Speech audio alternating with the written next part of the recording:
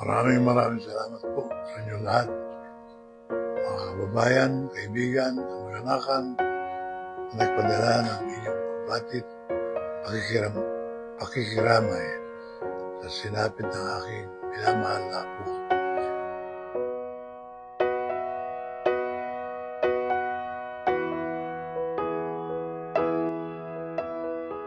Nagsalita na si dating Mayor Lito Atienza tungkol sa pagkamatay ng apo nitong si Eman Atienza. Lubos ang kalungkutan na kanyang nadarama sa pagpanaw ng kanyang apo na si Eman. Hindi umano lubos maisip ng pamilya Atienza na sa maagang edad ay iiwan sila nito. Nagpapasalamat din si dating Mayor Lito Atienza sa mga nagbigay ng kanilang pakikiramay sa kanilang pamilya. Matatanda ang naging laman ng balita ang pagpanaw ni Eman Atienza.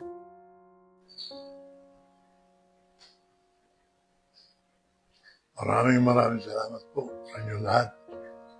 Mga kababayan, kaibigan, kamag-anakan, na nagpadala ng inyong pagbatit, pakikiramay sa sinapit ng aking minamahal na apo. Masakit po at tunay na nagbibigay dalamhati sa sino mang makaranas ito. Subalit tinatanggap po natin na tayong lahat ay mayroong katapusan. Meron tayong simula at meron tayong hangganan.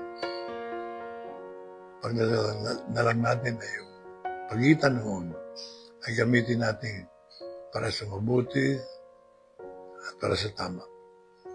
Mga mensaheng galing sa lahat ng bahagi at sulok ng mundo. Ako'y nagulat sa dami ng mga nagmamahal at merong damdamin para sa atin.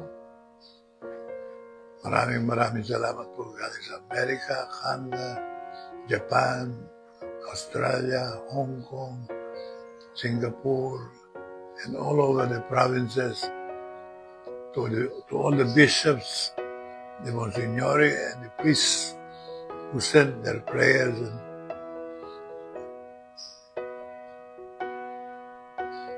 inspirational messages to me.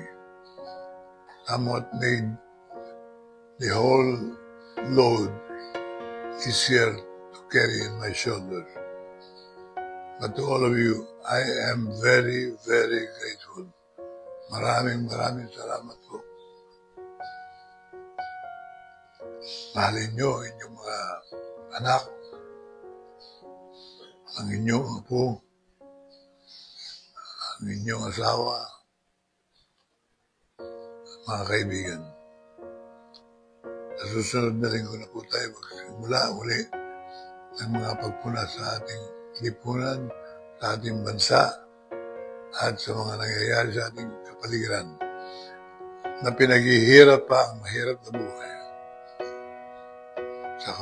Sa halip na tayo matulungan, tayo pinaghihirap. Anyway, to all of you, ang aking pagmamahal.